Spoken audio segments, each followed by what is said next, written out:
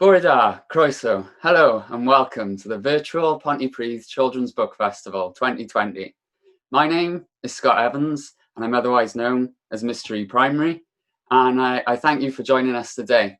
Today I'm delighted to welcome Lolly's 2017 shortlisted author, Jon Blake, who's written and best known for writing the Thimble Monkey Superstar series. Hi Jon.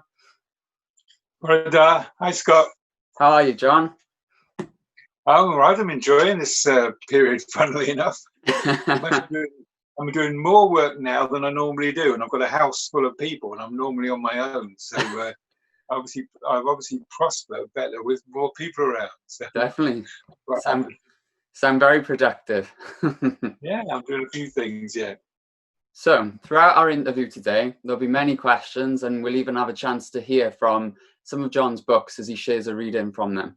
So firstly, what I want to ask you, Jon, is for those readers who may not have read the Thimble Monkey Superstar series, can you just share a bit with us? And particularly, I'd like you to share some of some more stuff about the recent book that you've just published, Thimble Wonka Bonkers, the newest and third book in the series. Okay, well, the first book was Thimble Monkey Superstar, which introduces the character of Thimble, who is a monkey. And basically, it's just an ordinary family. The dad is a failed children's author, not based on me, and, who thinks he lives in a castle, but he actually lives in a bungalow. And his partner, Nora, who works on a wind farm, and his son, Jams, who's the narrator and is disabled. And basically, Thimble gets foisted on them by their neighbours. And the first book is really about Dad kind of being jealous of Thimble or being annoyed by him and wanting to get rid of him. And Mum and Jams loving Thimble and trying to keep him. So that's basically the first book, and the different adventures they get up to and the problems he causes. And it all ends up with him being accepted by the family.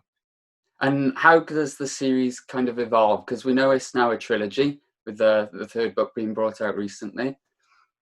That's right, yeah. Well, the second one was Thimble Holiday Havoc, where they go on holiday together on a home exchange, and it ends a bit disastrously. And the third one is that's just come out is Thimble Wonka Bonkers, in which Mum goes away and she earns all the money, so they're left virtually penniless and trying to struggle to get the groceries, and have to find different ways to try to make some money, basically, using Thimble, or rather Thimble being possibly a help or possibly a hindrance to that. Now, you've said that you'd like to share more of Thimble Wonka Bonkers. Would you like to do a reading from it? Okay, well, as I say, Mum's gone away, and they go to the supermarket, and they decide the safest thing for Thimble is just to have him pushing the trolley. And so Thimble's got the trolley, and they're deciding what to buy. And I'm going to read the bit where they reach the biscuit shelves, which is to Dad the most important place in the supermarket. "Stand back, Jams," said Dad. "This is my territory." Dad's eyes went left, right across the shelves like a cat after a fly. "Can we have jammy Dodgers?" I asked. "Too jammy," replied Dad. "Fig rolls?" "Too figgy." "Marshmallows?" "Too marshy." "Ah, here we are. Malted milks."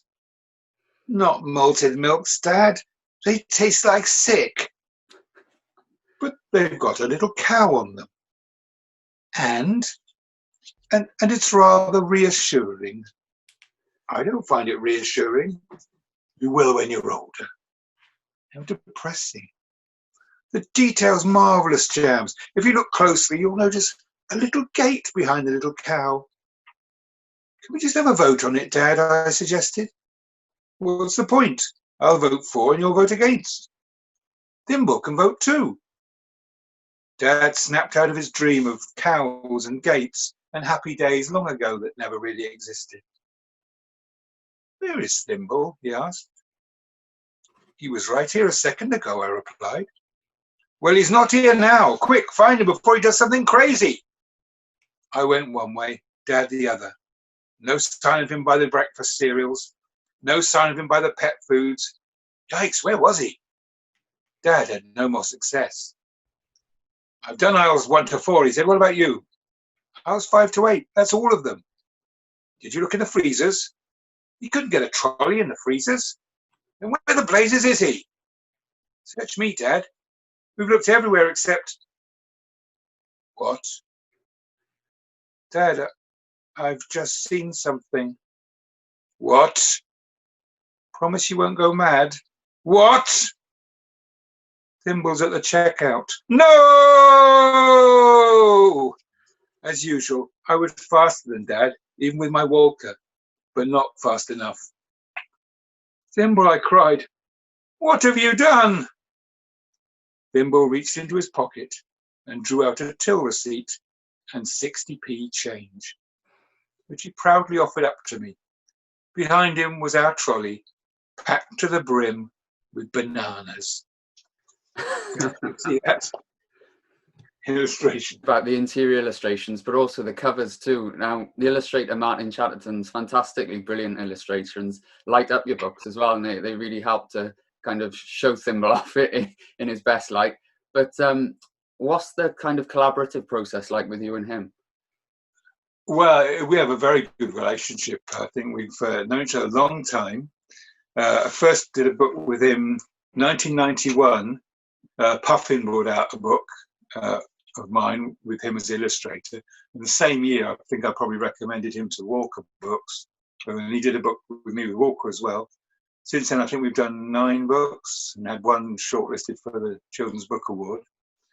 But I don't think he's really recognised as much as he should be, really, compared to other illustrators, because I don't think there's anyone better for illustrating humorous children's fiction. His illustrations really add something to the books. You know, if I do an event with him and he puts up pictures behind me, they always get gales of laughter, more than the readings do. So then kids love funny pictures, and so yeah, he adds a lot to the books. And yeah, as I say, we do work well together. I mean, sometimes I differ with him about what should be in an illustration, or sometimes maybe he's got something slightly wrong with Jams's equipment or whatever because he's disabled. And but there's never any arguments about it, really. Soon come to an agreement about what should be in the pictures, and you know, they just work really well, I think, for the books. Wow. You said there that you've written so many books. I think I read on your website you've written over 60 books, and that includes picture books, novels, young adult books, and an adult novel too. But what I wanted to ask you really was, what does it actually mean for children? What does it mean when you write for children? How do you feel about the importance of writing for children, particularly, as you said there, when writing funny books? I couldn't imagine not doing it now, but I never had an aim to become a children's author. I had an aim to be an author from about the age of 6.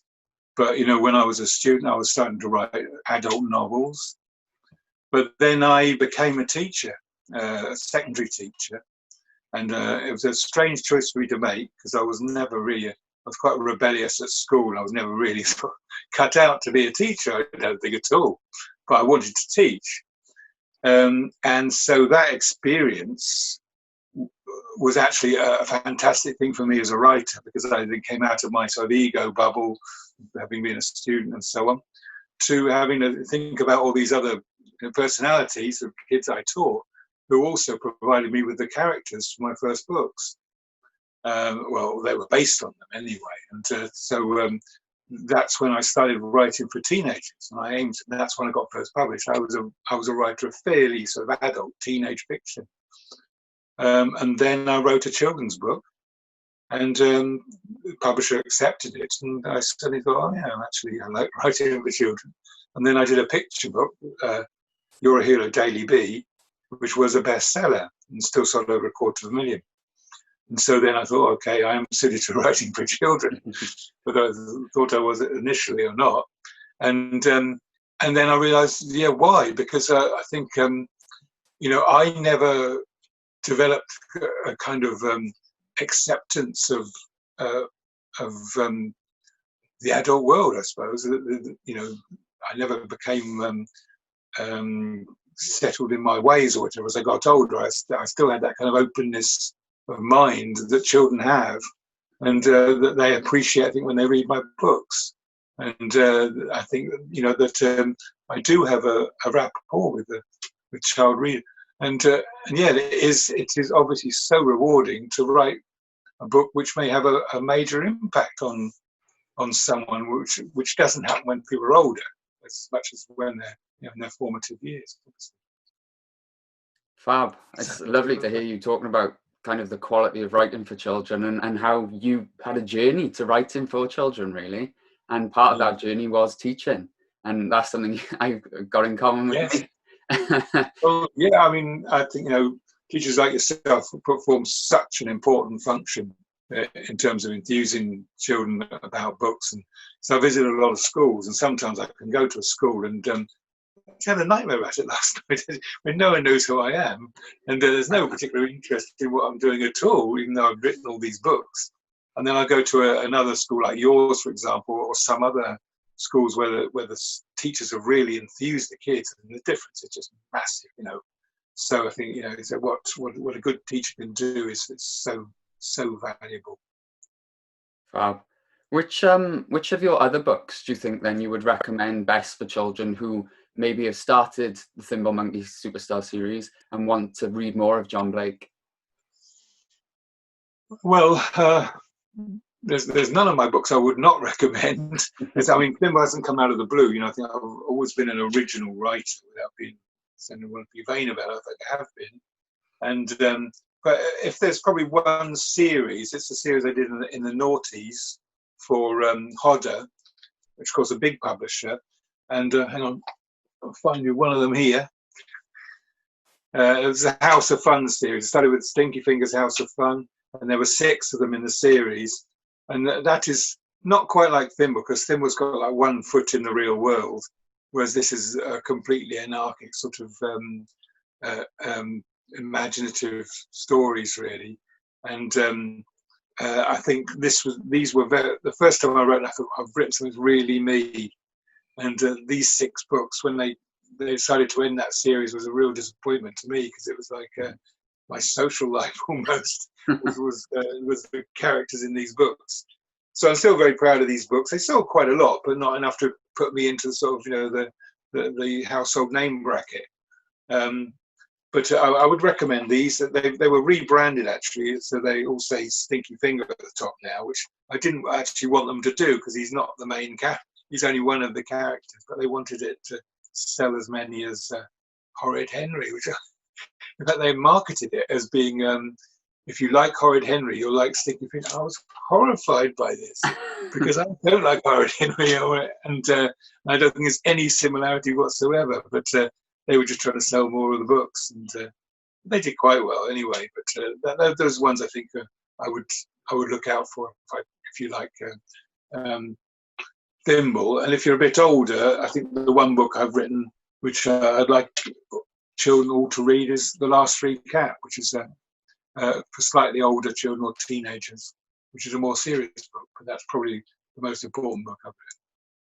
Brilliant. I think I'll be picking up a copy of the House of Fun series. It sounds brilliant. In terms of when we talk about your characters like Sticky Fingers, Thimble, where do you get the inspiration for your characters' names from? I don't really think about them at all. Thimble was I did a little fake news story, a pretend news story about me getting a monkey. And I don't think I thought for more than 2 seconds about the name of it. It just came into my head, like a lot of ideas, you know, and that's been the case with a lot of my writing. You know, it's the same as, you know, when you're dreaming, just something pops into your head, you don't think about it. And that was the case really with those. So it's almost kind of a sign that a good character name just automatically comes to you rather than actually having to think about it. Do you find that with other elements of your writing, or does it take longer for things to develop? Well, there's always an element of a conscious planning of everything that comes into it, but a lot of it is just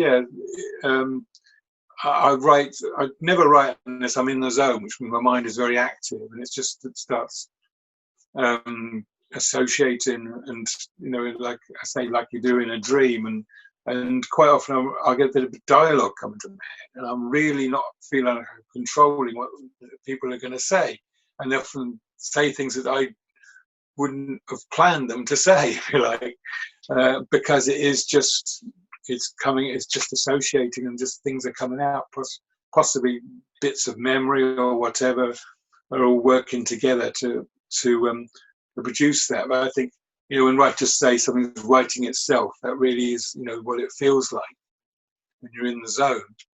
But then what won't write itself is the plot, and working out, how everything fits together and so on. That's where the thinking comes into it, I think. Now, I was speaking to Catherine Fisher, and she said that she's not a conscious planner per se. Are you somebody who has to write a plan out and follow it religiously, or do you adapt? Do you improvise on the spot kind of thing with adding different things, or do you know where the story's going? It's half and half, really. Sometimes I have got the whole thing in my head. Quite often, say the Wonga Bonkers, I got the basic idea in my head that there was going to be an escalating problem coming from the fact that they got no money, but I hadn't thought about all the individual scenes. And I think it's a good thing not to overplan, because in the course of writing, it's like improvising. It's like doing a drama improvisation on your own, basically. And things may happen, which you think, oh yeah, that's great. That's what the story should be. And in teaching creative writing, this is the thing I try to inculcate into students, is to just see what the story should be. And you can't always see it at the start, but at some point, you say, that's where it should go. And I quite often, I might get halfway through a book and not know where it's going to go from there. But at some point, you've got to say, right, this is how it's going to end, and then you've got to get it to work to that ending. So. And I suppose a little bit of that unpredictableness is kind of fostered within Thimble, because the escapades, the problems that he has and he ensues. Now, I think when I'm reading it, that there's more silliness in the Thimble Monkey Superstar books than you can shake a stick at, which I absolutely love. And I want to say that, do you find that you base events that have happened in the book on things that have happened to you, or is it kind of totally imaginative?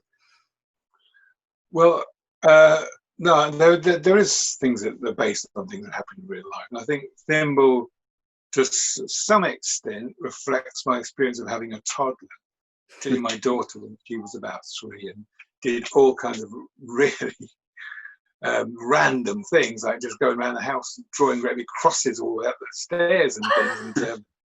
And she was a very uninhibited child, and so I think Thimble has got an element of a toddler and the randomness of a toddler, and he's talking about things escalating and getting worse and worse.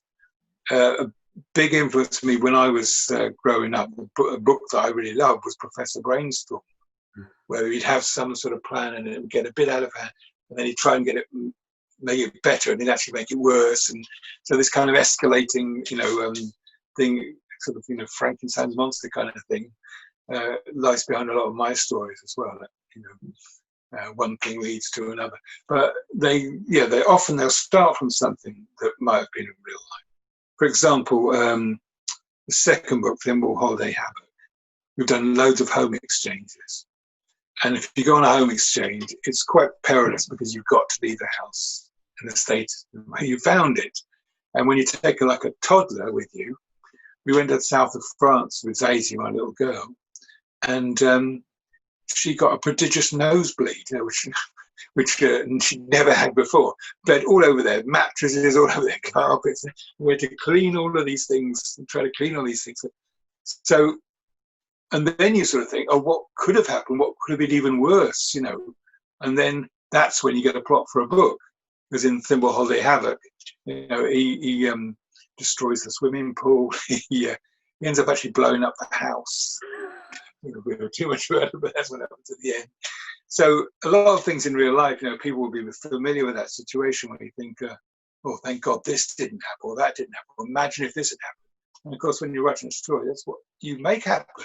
The thing we say, oh, imagine if this had happened. So actually do it, imagine it.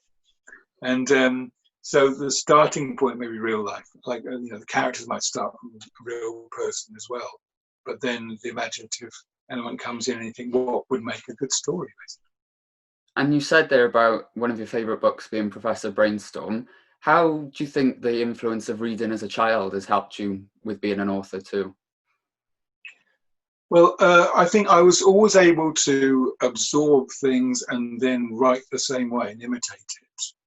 So actually, I was not a big reader. I only realised this sort of when I realised how much my sons read. Miles more than I read.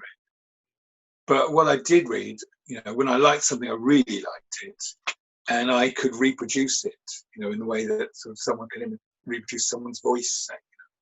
I could reproduce a written voice. So, so those, that reading had a big effect on me. But the fact that I wasn't a really big reader, I'd rather go out and kick a ball about, like a lot of boys and some girls.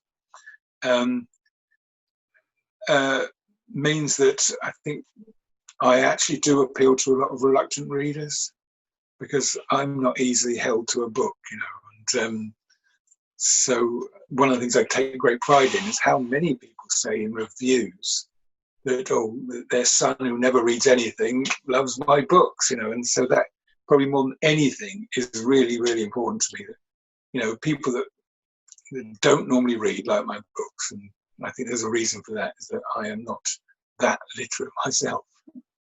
And you saying that kind of brings back memories when you came into my school, and a parent at the end of the day at your signing session came up to me and said, well, thank you for bringing Jon Blake to your school, and thank you for them reading Thimble Monkey Superstar, because my child now really, really wants to read.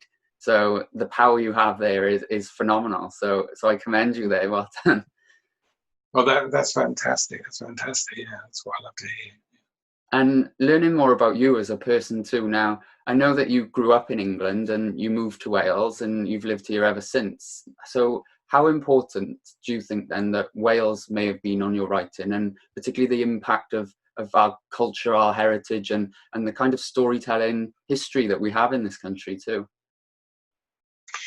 Yeah, I've lived in Wales 33 years, longer than I've lived in England. I was brought up in Southampton. I've lived actually in the north of England, the Midlands, south of England, and North Wales and South Wales. So I've got quite a perspective on all of those. And I see where Wales, it's not like one Welsh culture, it's a divided and varied country. And so what I think, perhaps, obviously I love living here. I love going to valleys, towns, just the landscape and what the people are like. And I think the thing that's influenced me perhaps more than the written literature is just the everyday banter. It's the way people speak, and it's like, if you go on a train or something, you get a bunch of people talking on their way somewhere, just there's always this good humour and always this kind of banter, which I think is a specific thing to, well, certainly South Wales. I don't know enough about North Wales. Well, maybe everywhere. That I think has influenced me, really. And talking about Welsh writers, I don't think there's no children's writers that Welsh should particularly influence me, but the funniest writer I think I've ever read, although it's not fiction, is Richard Burton. I read his diaries, and that's one of the few people I could actually laugh out loud reading what he wrote. Just in this kind of same stone-faced way that he acts, he can do that in writing. So he's someone I love to read. And other people I know in Wales, I think I've, without seeking out people, I seem to have got to know so many people that are quite prominent in Wales in different ways, in political field or in writing field and so on. And one person I know quite well is Boyd Clack, who was a sitcom, mainly known for sitcoms, who mentored me in a sitcom competition which I won in 2002. And he's an amazing wit, really, and just a totally unique voice as well. Oh, absolutely. I'm a big fan of High Hopes. All right, yeah. Yes, yeah, and yes, Sister Watch. I was actually very good friends with the main guy's daughter as well. So you get to know everybody in Wales. It's a small country. So yeah. So it's all rubbed off. I mean, I'm not really conscious of how much it has really, because obviously I've got a Welsh partner, I've got Welsh best friends, Welsh children. So it's just normal to me now. Normal to me. And when it's Wales England in the rugby, we're all on the same side. It's not England. Do you think you've picked up any other language too by living in Wales? Well, I definitely I mean, I've only learned a smattering of the Welsh language, but of the means of everyday discourse, it has rubbed off, I think. And I've written plays and sitcoms which have been very much based in Welsh idiom. And you also work closely, particularly with the Thimble Monkey Superstar series, with a Welsh publisher in Firefly Press. Can you talk to us more about kind of working with them and your journey of publication from your idea to writing it and then seeing your book on library shelves and bookshelves? Okay, well, obviously I've seen my book on bookshelves in library for a long time. When I first came to Cardiff, Puffin had started a new series, and I was one of the sort of the headline writers for that, a young adult, new adult series. So, and it was in every single bookshop, and of course there were a lot more bookshops then. So Firefly important to me because I was always right from the start published by major publishers, such as Puffin, Walker, Hodder, Collins, Bodley Head, loads of them. But then I became dependent on two or three, which was the Hodder, the OUP, and Walker. And I no longer had an agent. My agent had retired, but I didn't worry about it. But then once they didn't want books I'd written, including Thimble, I couldn't actually get them submitted anywhere. Although I'd written like 50-something books, I couldn't, because you needed an agent to submit. When I started, that wasn't the case. But all the major publishers now, you must have an agent.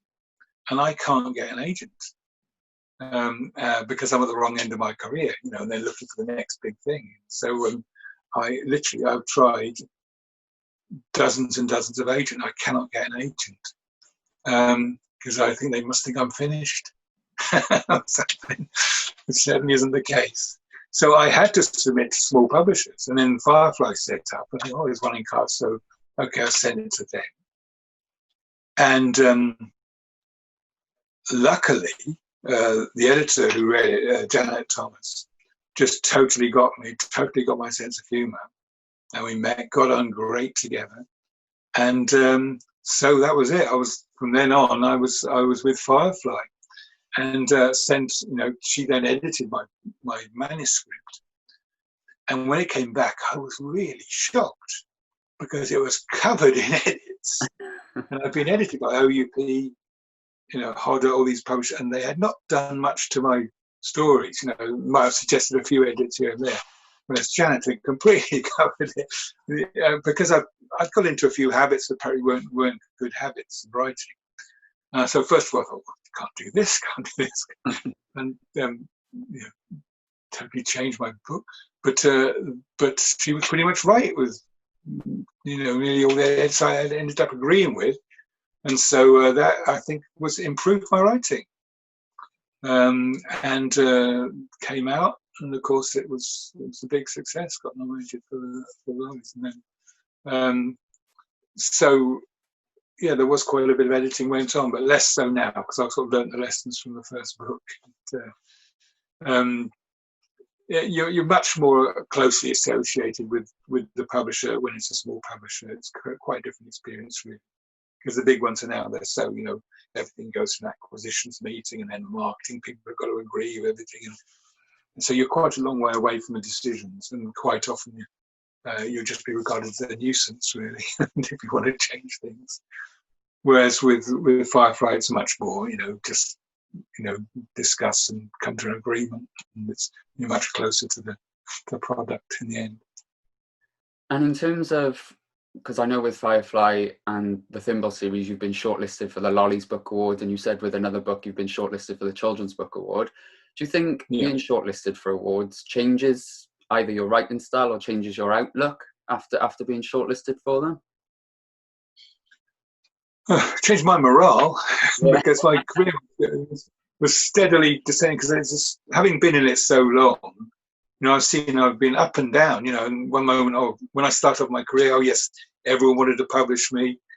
And then I didn't sell in vast quantities. And so it then became more difficult. And I've been up and down in terms of how aware people are of me. And I got to the stage where I was nearly out of it, really, before Thimble came out. And so what was the question again? So in terms of, has it changed your life after being shortlisted?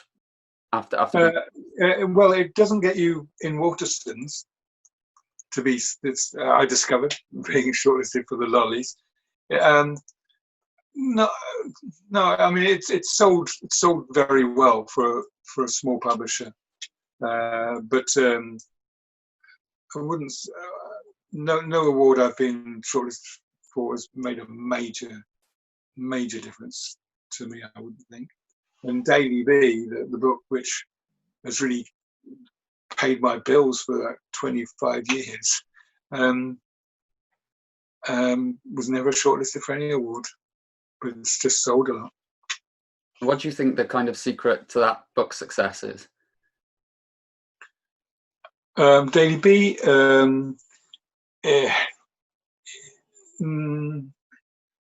it's a kind of combination between a kind of old-fashioned folk tale and a kind of modern, kind of absurd, nutty kind of ideas coming into it. And the character's very appealing, I think, because he's very naive and just quirky. And it's got a satisfying ending, which there's elements of suspense to it, which are, I think it's 3 or 4 different elements of suspense, which are all fulfilled in the ending. So it's half by accident. It's a really well-made story, and it just appeals around the world. And most of my sales for that book is in China nowadays.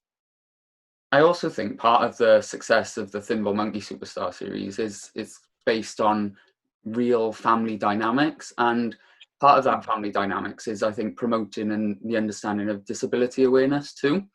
Can you share more with us about that? Because I know recently it's been featured on a lot of book lists that kind of encourage and promote diversity in children's fiction. So can you share more with us about that?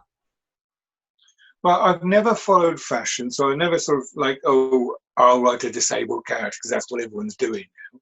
It just so happened that I had children in my 50s. Nothing in my life has gone according to the norm. And my son was diagnosed at the age of 2 with cerebral palsy. And he's the closest person in the world to me. He has a fantastic sense of humour. He reads everything I write. He's a brilliant audience to me. Unlike my daughter, who doesn't find anything I write funny, which is a good lesson about the fact that children don't all think the same. And he is he's an amazing boy. He's just very, very, right from a young age, extremely eloquent. Just a very warm, affectionate, good company person to be around. And but he happens to have his disability, and and he walks quite awkwardly to have a major operation on his legs a couple of years ago. And I still remember, before I was his father, if I'd see someone who had CP and they walk in a kind of staggery way, your general attitude would be, oh, okay. It might be, actually he's kind of fearing it a bit, So I understand how people see someone who just has this different walk, basically. But say to me now, he's the closest person to me in the world. So obviously, it's very important for me that people accept him for his personality and don't judge him on the way he moves. And so what I want most out of Thimble is that people just identify with him as the narrator. So children are identifying with a disabled character and it's not all about his disability, and it's, that's just a factor in his life, and that's how I want them to see that, and they, and to relate to him really. And if they do that, I think I'll achieve something. Absolutely. Do you think that he has picked up on you as an influence? Do you think he may be a budding author in the future? Oh yeah. Oh yes. I think he's got more ability than I had, and he certainly reads 10 times more, and he's got the ability to read very, very fast and take it all in. He's got, quite a supreme, exceptional ability. And I'm not just saying that, as a parent, I'm a teacher, and I've taught many people to write, and I know he's very, very exceptional. And he's also a very good compere. And if I do an event, he always wants to be on stage with me. He always has done, at a young age. Whether I want him there or not, he will be there. And he loves to have an audience. And he was picked up by, he does disability football at Cardiff City. And they picked up on him as being involved in their foundation that does all this work with disabled children. And they made him the community participant of the year last year. And he compared a big event for Cardiff City. Oh, brilliant. Absolute storm. Made everyone laugh. And so now he wants to be a compere and an author. And I think he's lazy, it's the same problem. He's a boy of many talents then. Yeah, he just needs to apply himself. I think if he applies himself, there's no question he'll be a publisher. Do you think his voracious interest in reading has come from you? Did you read bedtime stories to him and it's come from that, or? I've read my stories. I've never read him a bedtime story. His mum reads him his stories. His mum is also a published writer and a journalist, and she is absolutely their literary inspirer, of reading. Whereas, I'm always writing, so they come and read what I've written. So I'm an inspiration because I'm writing. But, their mum is the influence as far as their reading is concerned. And to kind of start now bringing this interview more to a close, what, if anything, are you working on anything to come next after Thimble Wonka Bonkers? Yes, I'm halfway through another Thimble. Just started a couple of months ago. I've kind of got a little bit stuck on it, but it's bringing a new female character, a girl, into it, kind of based on my daughter. And that's going to change the dynamics quite a bit. It's quite different to the books before. The provisional title is Thimble and the Girl from Mars, and it's going really, really well. But so I've just reached a bit where I've got to think about what's happening next. And in the meantime, I've started rewriting a play, an adult radio play, which I want to do as a lockdown thing with actors. Probably as a sound piece. So that's what I'm doing at the moment, and various other things in mind. Sounds brilliant. I was going to ask you about if your daughter's had maybe an influence, so it's good to hear she's in the next upcoming book. Oh yes, she's decided she's good at everything. She's decided now that she's going to write a book, and she's suddenly out of the blue. She's just produced a few thousand words of her own novel now. It's quite interesting. It's so good to hear that literature is kind of absorbed and in the veins of your family and in the DNA of your family, really. Although, to be honest, we do probably do more music because that's always been my side things. Been in bands and so on. And our next door neighbour and best friend was in Catatonia, and they've got kids and they play with ours, and so they do creative things together as well. And I've done an album with Mark as well. So there's a lot of music as well. I think that's very important part of any child's life is music as well as the books. And you talked about teaching creative writing. Now, the last thing I kind of want to ask you really is, if you had one kind of tip for budding young authors, writers, poets, creatives, what would it be to go away with today, and why? Well, There's a number of things I could say, but I mean, I teach in Butte Park, the courses in Butte Park, and I've taught hundreds and hundreds of adults and some children. I think probably the main thing is, say, to recognise what your story is, and not to get to have divided intentions about it. Know exactly, what is the main point of the story, and also what are the main turning points in the story, and to be able to slow down, really. So children generally, they write and to learn how to get to an important point and focus in on it and slow down for that important point is probably the thing that I'm emphasizing more than anything when I'm teaching to write. So pacing, I think, is very, very key. That's very useful.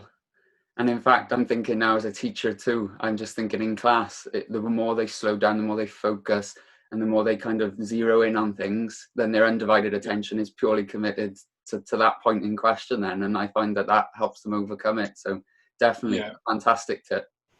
Good.